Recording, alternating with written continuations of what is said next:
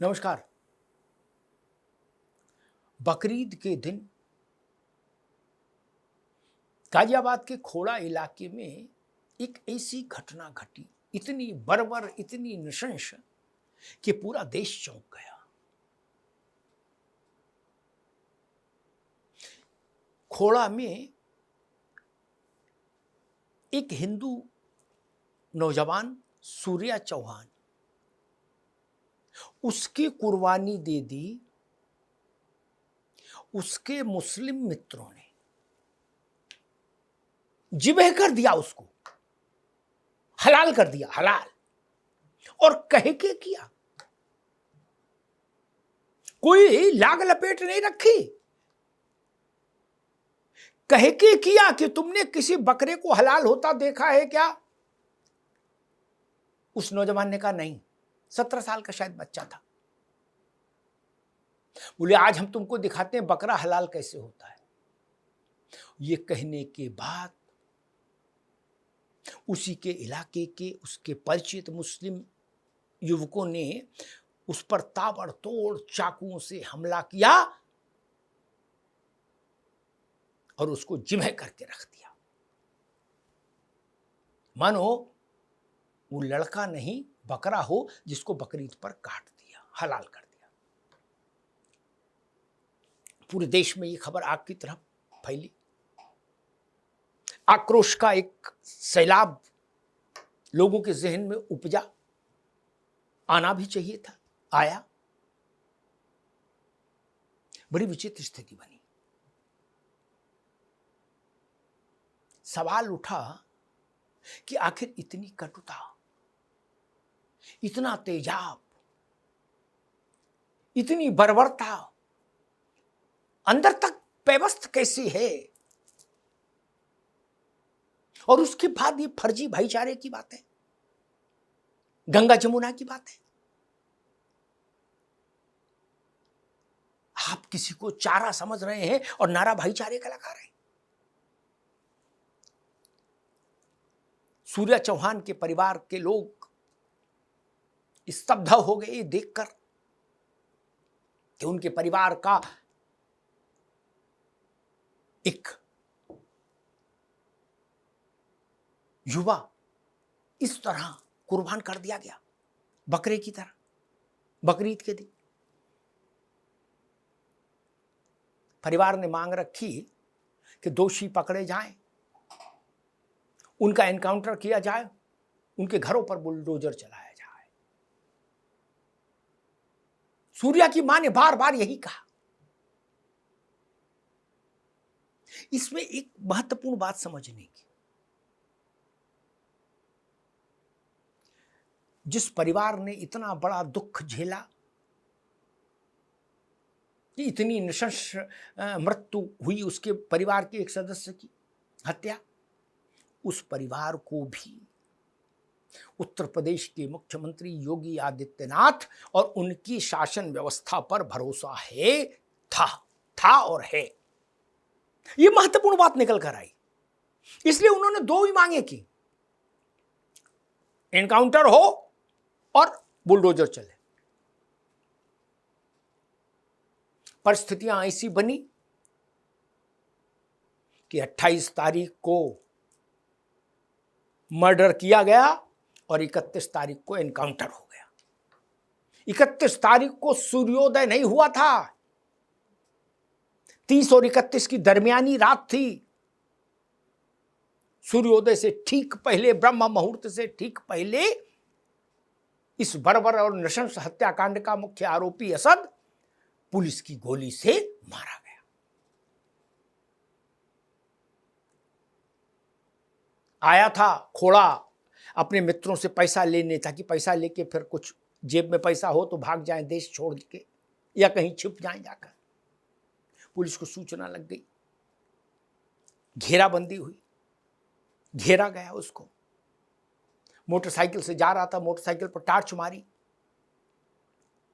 तो उसने रुकने की बजाय पुलिस पर फायरिंग शुरू की। एक सिपाही घायल हुआ और फिर पुलिस ने आत्मरक्षा में जब गोली चलाई तो उस आत्मरक्षा में चली गोली का शिकार वो अपराधी हो गया, मारा गया, एनकाउंटर हो गया। वो परिवार जिसके ऊपर इतना बड़ा वज्राघात हुआ था, वो योगी आदित्यनाथ को धन्यवाद दे रहा है, उनकी व्यवस्था को धन्यवाद दे रहा है। ये शासक और उसकी व्यवस्था में ये लोक के विश्वास का विषय है कि लोक का विश्वास शासक में है और शासक की व्यवस्था में है कि अगर योगी राज में ऐसा हुआ है तो उसका उत्तर जरूर मिल दिया जाएगा और निर्णायक ढंग से दिया जाएगा, कठोर ढंग से दिया जाएगा। योगी जी की यही सबसे बड़ी विशिष्टता है, यही उनका यूएसपी है। वहां आपने कायदा तोड़ा तो आपको भुगतना ही पड़ेगा। इसीलिए वहां का एक वो है स्लोगन उत्तर प्रदेश का, कायदे में रहोगे तो फायदे में रहोगे। मुख्यमंत्री अक्सर अपने भाषणों में कहते हैं कि अपराध करोगे तो अगले चौराहे पर यमराज इंतजार करता मिलेगा। अभी कल भी वो कह रहे थे कि भारत का मूल स्वभाव अहिंसा ही है, भारत का मूल अधिष्ठान अहिंसा ही है। ठीक बात है, लेकिन अगर सामाजिक व्यवस्था को तहस नहस करने की कोशिश हो, धर्म और संस्कृति पर हमला करने की साजिश हो, तो फिर हिंसा का भी सहारा लेना पड़ता है कई दफा। ये चीज योगी आदित्यनाथ ने अपने शासन व्यवस्था में भी नीचे तक उतारी है। ऐसा कोई भी तत्व जिसने लोक व्यवस्था को, लोक शांति को चुनौती दी, योगी आदित्यनाथ के शासन में उसको कुचल दिया गया, उसका दमन कर दिया गया। दुष्ट दलन रघुनाथ कला की। लोक व्यवस्था को अपहृत करने की कोशिश करने वाले योगी सरकार में बहुत बुरी गति को प्राप्त हुए, बहुत बुरी गति को प्राप्त हुए। और मजे की बात पता है आपको, जब खोड़ा में सूर्या चौहान ने तड़प तड़प कर जान दी, तो उसके बाद ये सारे तथाकथित सेकुलर दलों को लकवा मार गया। उनकी जिह्वा ने काम करना बंद कर दिया। कोई कहीं बोलने को तैयार नहीं, सब सन्नाटे में चले गए। अतीक के लड़के के एनकाउंटर के समय जो लोग छाती पीट पीट कर कह रहे थे कि लोकतंत्र की हत्या हो गई, संविधान की हत्या हो गई, मानो अतीक ही लोकतंत्र हो, अतीक ही संविधान हो, वो सारे लोग खोड़ा के इस सूर्या चौहान की मृत्यु हत्या पर मौन हो गए। इतना दोगलापन कहां से लाते हैं ये लोग? इतना ऐसा दोहरा चरित्र कहां से लाते हो भाई?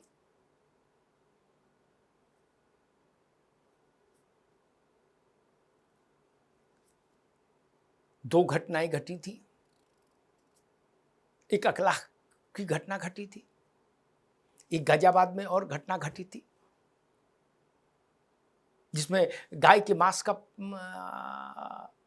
मिला था एक घर में, उसको लेके फिर भी उत्तेजित भीड़ ने हिंसा की थी।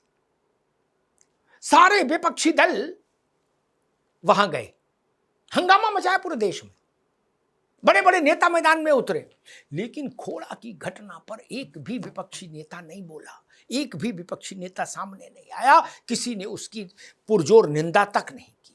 मायावती जी को मैं बधाई दूंगा, वो ऐसा साहस करती हैं और दिखाती हैं। उन्होंने इस खोड़ा वाले मामले में भी वो साहस किया, लेकिन कांग्रेस ने, समाजवादी पार्टी ने, टीएमसी ने, आरजेडी ने, अन्य दलों ने मौन साध लिया, मौन, मारे भय के। क्यों?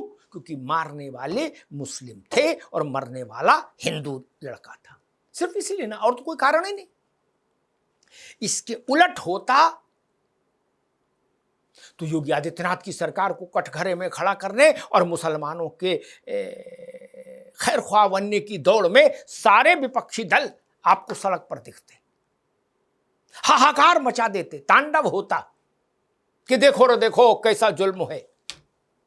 लेकिन हिंदू मरे और घोषणा करके मारा जाए कि आओ हम तुम्हें बताते हैं बकरा हलाल कैसे होता है, हम तुम्हें हलाल करेंगे आज, तो हमारे राजनेताओं के मुंह में दही जम जाता है, जिह्वा को लकवा मार जाता है, पैरालिसिस, शब्द साथ छोड़ देते हैं, बोलने की हिम्मत नहीं करते। और उसके बाद कहा जाता है कि हम लोकतंत्र के सिपाही हैं, हम जेब में संविधान रखते हैं। क्या संविधान, क्या लोकतंत्र ये सिखाता है कि कोई हिंदू नौजवान इस नृशंसता से मारा जाए तो आप खामोश हो जाएं? वो भी भारत माता की संतान था जो हलाल कर दिया गया। एनकाउंटर पर रोने वाले हत्याओं पर मौन हो जाते हैं। ये इस देश की सबसे बड़ी राष्ट्रीय शर्म का विषय है। फिर सुनिए, एनकाउंटर पर छाती पीटने वाले नृशंस और बर्बर हत्याओं पर मौन हो जाते हैं, मौन हो जाते हैं। ये इस देश के लिए राष्ट्रीय शर्म का विषय है। जब तक ये राष्ट्रीय शर्म समाप्त नहीं होती, तब तक आप मानकर चलिए कि राजनीति में सच के साथ खड़ा नहीं हुआ जा रहा, सुविधा के साथ खड़ा हुआ जा रहा है, वोट बैंक के साथ खड़ा हुआ जा रहा है, तुष्टीकरण के साथ खड़ा हुआ जा रहा है। धन्यवाद।